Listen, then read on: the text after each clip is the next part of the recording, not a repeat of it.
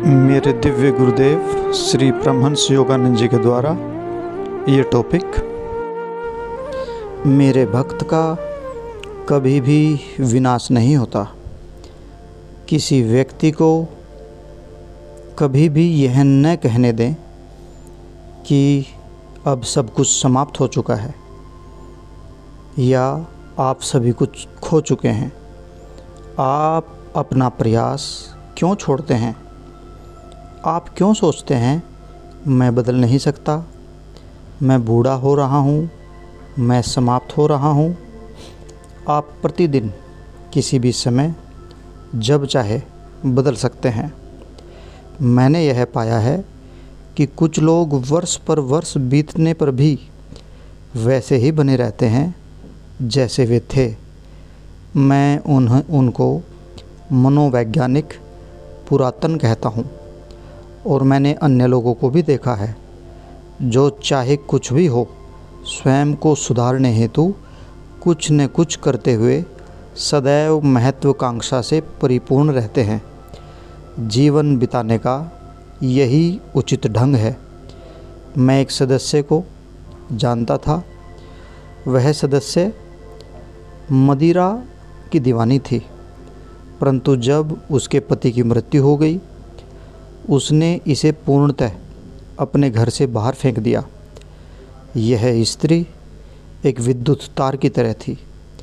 यह नियमित रूप से व्यायाम करती, नृत्य करके एक्सरसाइज करती, अभ्यास करती और उपयोगी परियोजनाओं में अत्यधिक सक्रिय थी।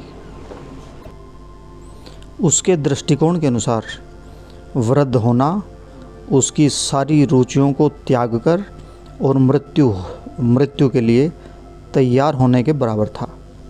वह बहुत वर्षों तक ऐसा करती रही तथा उत्साहित, स्वस्थ व प्रसन्न रही।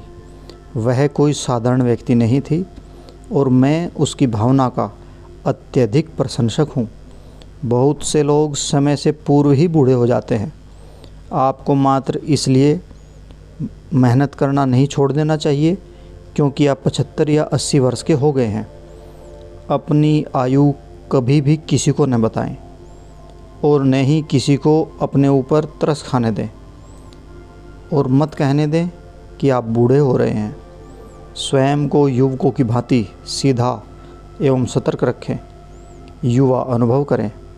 यह आपके अंतःकरण का उत्साह ही है जो आपको युवा रखता है। उत्साहित रहें। अनेक ऐसे युवा लोग जो कि पहले से ही मनोवैज्ञानिक रूप से वृद्ध हैं तथा मृत के समान हैं, उनमें कोई महत्वाकांक्षा नहीं, कोई उत्साह नहीं। वे परिवर्तित होना ही नहीं चाहते। आप तभी समाप्त हो जाते हैं जब आप ऐसे कहते हैं या सोचते हैं। दूसरे आपको कैसा भी मानते हों, अपनी हार की आपकी स्वीकृति निकृष्टतम है, सबसे नीचे की है। आप उद्यम करना, परिश्रम करना छोड़ देते हैं।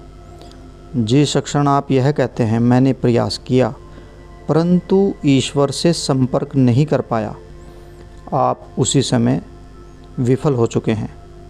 आप उन तक नहीं पहुंचेंगे। कुछ शिक्षक कहते हैं यदि कोई व्यक्ति 30 वर्ष की आयु से पूर्व ईश्वर की खोज प्रारंभ नहीं करता तो वह ईश्वर को नहीं पा सकता। यह सत्य नहीं है। ईश्वर आपके पास किसी भी समय आ जाएंगे जब भी आप प्रयास करने के इच्छुक हों। तथापि यह सत्य है कि व्यक्ति ईश्वर या सत्य को जितना शीघ्र उत्साहपूर्वक खोजने का प्रयास करता है, यह उतना ही सरल होता है क्योंकि आदतें अभी तक दृढ़ नहीं हुई थी। परंतु भगवान श्री कृष्ण सिखाते हैं नकारात्मक आदतों के रहते हुए भी कोई ईश्वर को प्राप्त कर सकता है यदि वह उत्कंठापूर्वक उन्हें खोजे। और भगवान श्री कृष्ण कहते हैं यदि कोई अतिशय दुराचारी भी सब कुछ त्याग कर केवल मुझे ही भजता है तो उसे भी उनके इस यथार्थ निश्चय के लिए साधुजनों में ही माना जाता है। वह शीघ्र ही धर्मात्मा बन जाएगा और शाश्वत शांति को प्राप्त करेगा। हे अर्जुन, सभी को विश्वासपूर्ण बताओ कि मेरे भक्त का कदापि नाश नहीं होता। इसलिए यदि आप दृढ़ निश्चय कर लें, मैं ईश्वर की खोज निरंतर करता रहूँगा, यहाँ तक कि चाहे प्रयास करते करते मैं मर ही क्यों न जाऊँ, तब जान लीजिए कि आप ईश्वर की विद्यमानता को अनुभव करेंगे और पाएंगे कि वे उत्तर देते हैं।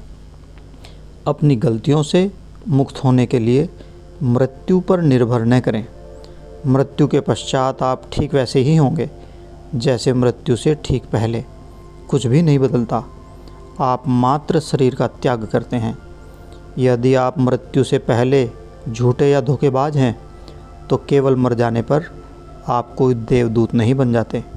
यदि ऐसा संभव हो तो आइए हम सभी चलें और समुद्र में सभी छलांग लगा दें और तुरंत देवदूत बन जाएं।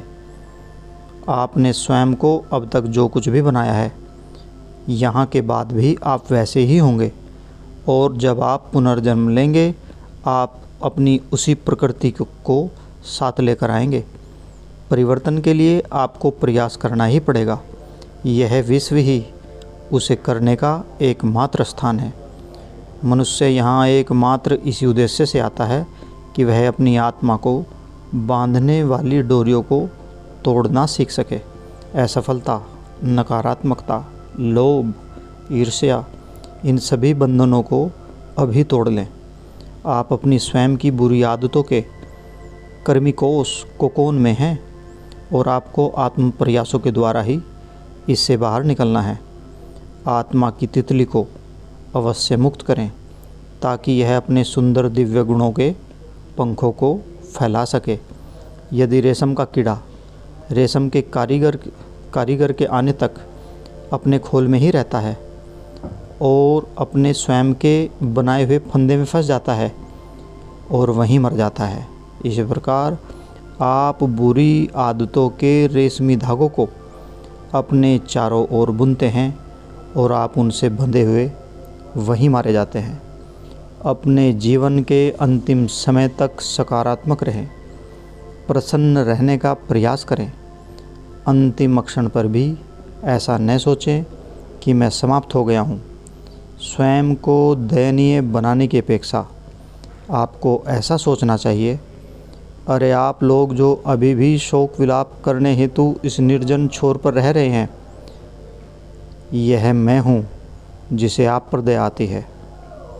मृत्यु आपको कोई कष्ट नहीं देगी यदि आपकी चेतना शुद्ध है और यदि आप इस विचार के साथ मरते हैं कि परमेश्वर, मैं आपके हाथों में सुरक्षित हूँ।